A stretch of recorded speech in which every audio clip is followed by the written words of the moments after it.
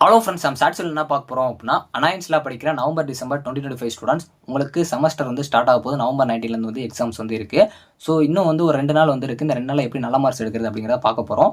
So உங்களுக்கு இந்த full link வந்து கீழே இருக்குது, கண்டிப்பாக போய் பார்த்துக்கோங்க. இதில் நான் ஒரு சில டிப்ஸ் அண்ட் ட்ரிக்ஸ் தான் சொல்ல போகிறேன். ஸோ ஃபஸ்ட்டு உங்ககிட்ட ஒரு பிளான் இருக்கணும். அந்த பிளான் எப்படி இருக்கணும் அப்படின்னா, ப்ரீவியஸ் இயர் கொஸ்டின் சிலபஸ் வந்து வச்சிருக்கணும்.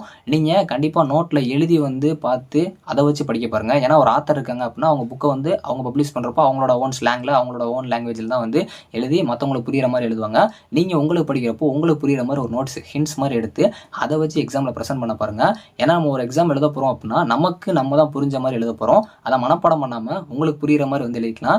எப்பயுமே நிறைய பேர் பண்ணுற மிஸ்டேக் வந்து மிஸ்டேக்ஸ்ன்னு இல்லை, நிறைய பேர் பண்ண மாட்டாங்க. இது அடிஷ்னலாக சொல்கிறதான்.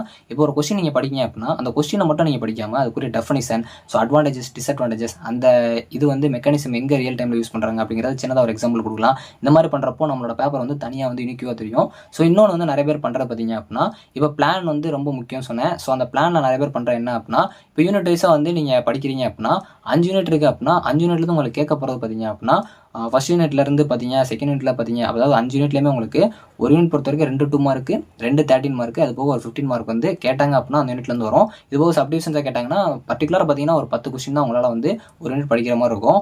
அதில் நீங்கள் அப்போ என்ன பண்ணணும் அப்படின்னா, ஒரு பேப்பரில் ஃபஸ்ட் யூனிட்டில் இதெல்லாம் படிக்கணும்னு சொல்லி நீங்கள் எழுதி வச்சுக்கணும். இதில் நிறைய பேர் பண்ணுறது என்ன அப்படின்னா, அந்த எழுதி வைக்கிறதுல அவங்க படித்த கொஸ்டினாக ஃபஸ்ட் எழுதுவாங்க. அப்படி இல்லாதக்கூடாது.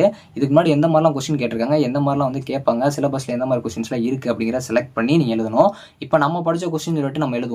ஆனால் எக்ஸாமில் கொஸ்டின் கேட்குறவங்க பார்த்தீங்க அப்படின்னா, காமனாக பார்க்குறப்போ எது இம்பார்ட்டனாக வெரி இம்பார்ட்டன்ட் அந்த கொஸ்டின் தான் கேட்பாங்க.